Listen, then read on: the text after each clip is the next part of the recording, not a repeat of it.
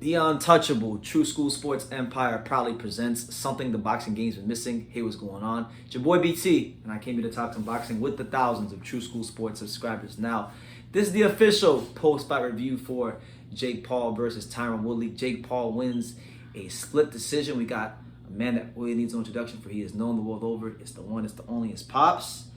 And I'll start with you, Pops, before I get my thoughts. What were your thoughts on the Jake Paul fight and just how it played out?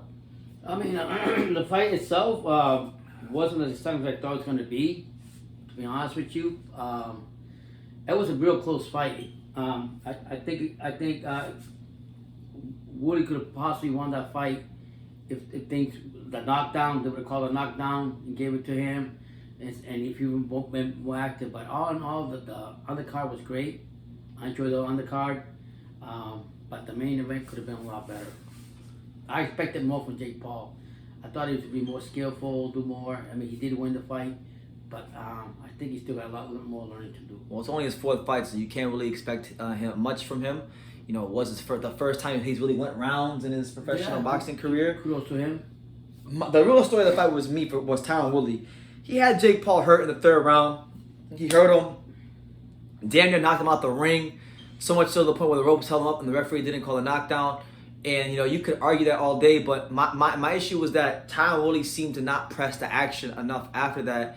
And that I feel like he let Jake Paul off the hook. Either he let Jake Paul off the hook, or what my theory about MMA fighters trying to box is true, is that they're too damn muscle bound and they don't have the conditioning for boxing. They have conditioning for MMA, which is different, but they don't have the conditioning for boxing. And that's how I'm looking at it. Too stiff too. I think most of these guys muscle bound, they become stiff, and they're looking for these big shots to knock somebody out. And they gotta understand that when they get in the ring, it's different than the octagon. It's a whole different world, and I'm sure Tyron Woodley found out that tonight. Now he was really upset, and he was asking for a rematch. He wants to run it back. Do you think he deserves a rematch based on his performance, Tyron Woodley? Not if he fights the same way he fought now. No. I'm saying based on what he did in this fight, the one we just watched, does he deserve a rematch? I said, me personally, I feel that if he came in the second rematch... You're not answering my question. What's the question? My question is, based on this performance, the one tonight, does he deserve a rematch? No, not based on this performance. But I guarantee if he came back and had that rematch, I think he'd be more active. But I think it'd be worse for him. That being said, it's like Jake Paul said, you had your opportunity, you didn't take advantage of it. Yeah.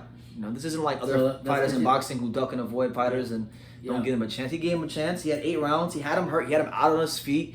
Mm-hmm. And he sat there and just looked at him the whole night and didn't really press action the way he needed like to. Really right here.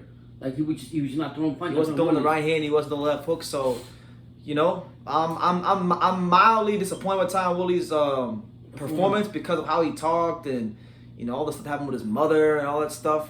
So for him to come out and perform the way he did, and for him to hurt Jake Paul and not follow up, it left a lot to be desired. I'd rather not see that again. Now the main option that people are going to talk about is the Tommy Fury fight. What do you think about that one? Tommy Fury versus Jake Paul. I think that fight should be built more down the road, because to me they both. Who's he gonna fight if he's being built? No. What I'm saying, like, the skills gotta be better. I mean, I'm not gonna watch two guys ice skating around the ring. It might be good because they're both around the same. Because they're both around the same skill level. I think it might turn out to be a good fight.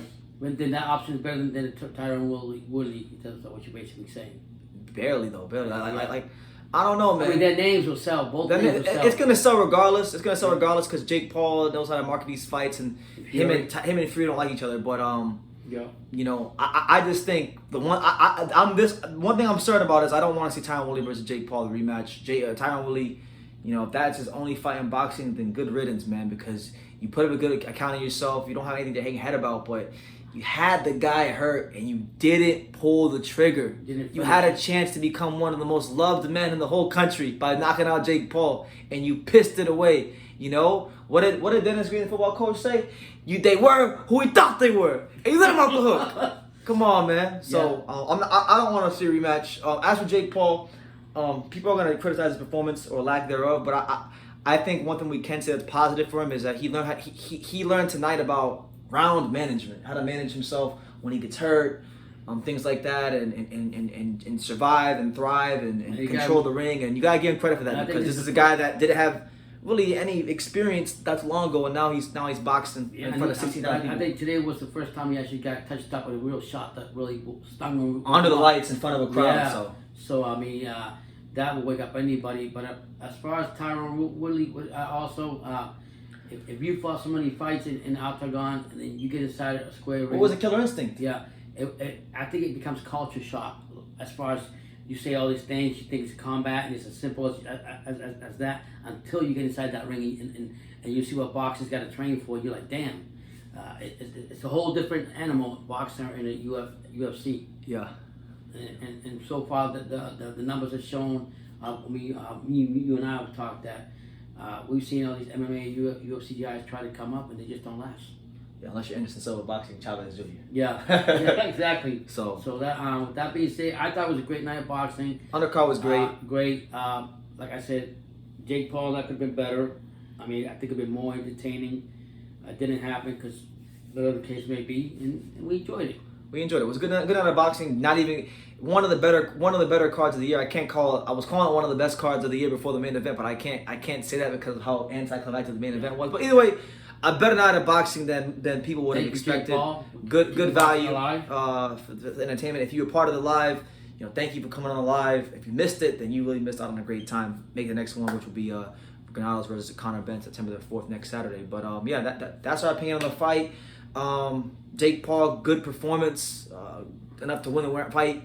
Tyron Woodley, good performance in spots, but you let him off the hook, and that's, to me, the story isn't Jake Paul winning. The story isn't about if he's gonna fight, who he's gonna fight next. The story is Tyron Woodley. You had it right there, champ, and you let it go. You let it off the hook, and whether you get an opportunity or not. Again, that's up to Jake Paul, but I'm not bothered about it if you don't, because you blew it. So I'm gonna leave it at that. You guys, let me know what you think in the comments down below. Take the time to subscribe, and like I say in every single one of these videos, you can love me or you can hate me, but I'm just a kid from Daniel. So until next time, take it, guys.